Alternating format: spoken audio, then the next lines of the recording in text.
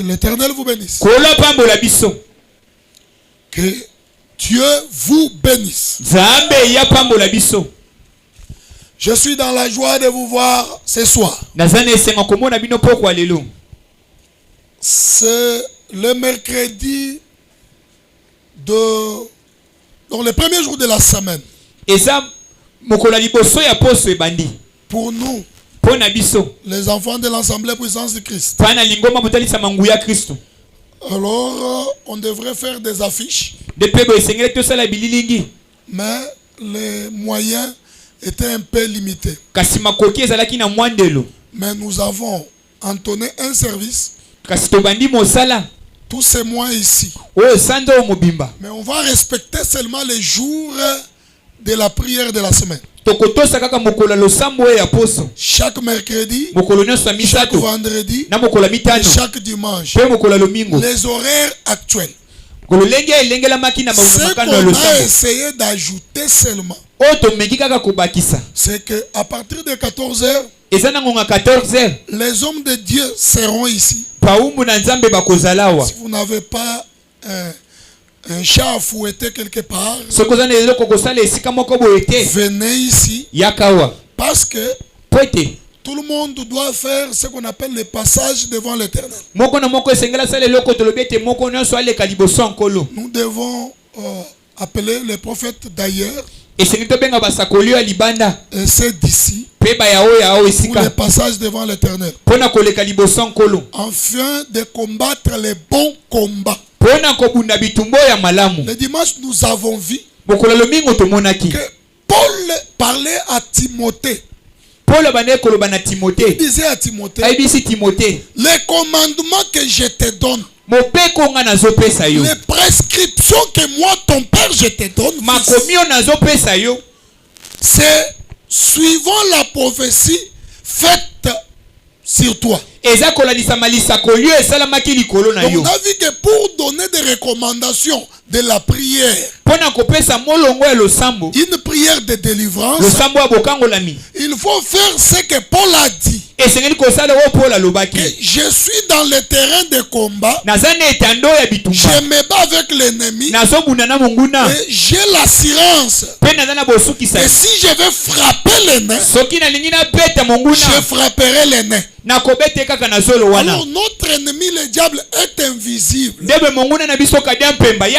Il nous faut les recommandations, les prescriptions pour savoir d'où pointer afin de ne pas se battre vaille.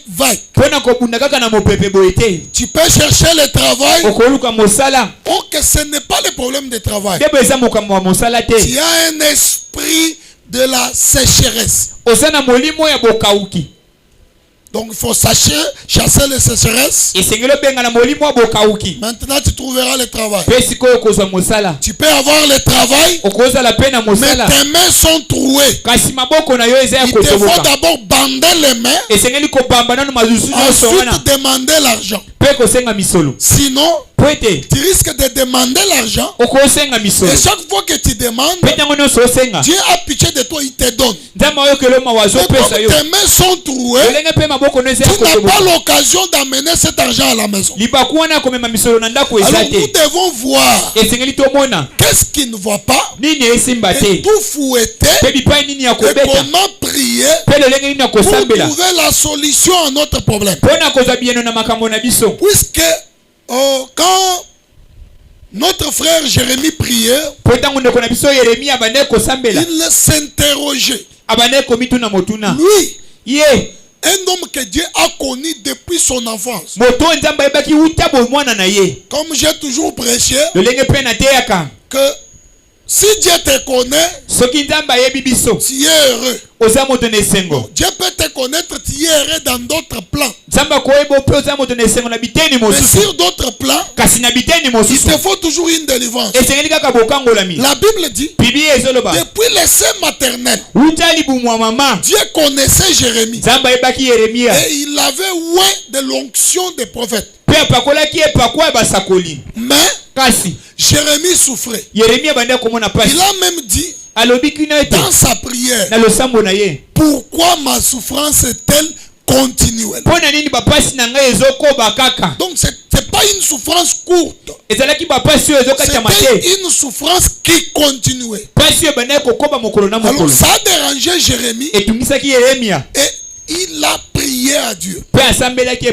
Il a dit à Dieu, il lui a demandé, Seigneur, pourquoi ma souffrance est-elle continuelle?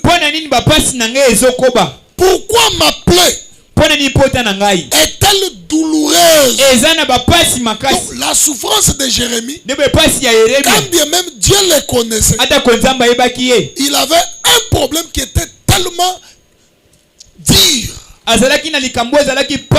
il plairait pour ça.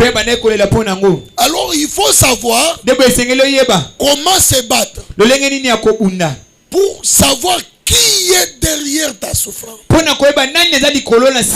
Pour savoir qu'est-ce qui est derrière ta souffrance. Ça peut être dit à ton comportement, les lois de la famille, ta famille, tes péchés, ou bien quelqu'un. Toutes ces choses-là, il suffit que l'Éternel Dieu pointe du doigt de comment tu dois prier. C'est pour cela qu'on avait parlé de combat. On avait expliqué du début à la fin les combats. Mais le service que nous avons débuté a comme thème. Vous connaissez le thème? La prière qui ressuscite et crée. Alléluia. Amen. Le thème du mois, c'est quel thème? Le thème, c'est la prière qui ressuscite et qui crée. Toute prière ne peut pas ressusciter. J'aimerais que la manière dont tu vas prier dans les mois d'avril ici, que tout ce qui est mort dans ta vie ressuscite au nom de Jésus. Amen. Votre façon de dire amen me dérange. Chaque prière a des effets qu'il fait dans votre vie. Maintenant, la prière que nous cherchons durant les mois d'avril ici, c'est la prière qui peut ressusciter ou bien qui peut créer. S'il y en avait quelque chose qui était dans votre vie qui est mort, que Dieu le ressuscite au nom de Jésus. Amen. Mais s'il n'y avait pas quelque chose dans votre vie, la Bible dit notre Dieu est capable de créer quelque chose ou de mettre quelque chose là où la chose n'existait pas. Amen. C'est pourquoi on l'appelle le Seigneur qui appelle ce qui n'existe pas à l'existence. Ta manière de prier, c'est moi ici. Que Dieu mette quelque chose là où ça n'était pas. Si tu as besoin du travail et que tu n'en avais pas dans ta vie, que Dieu mette le travail. Que Dieu donne le travail.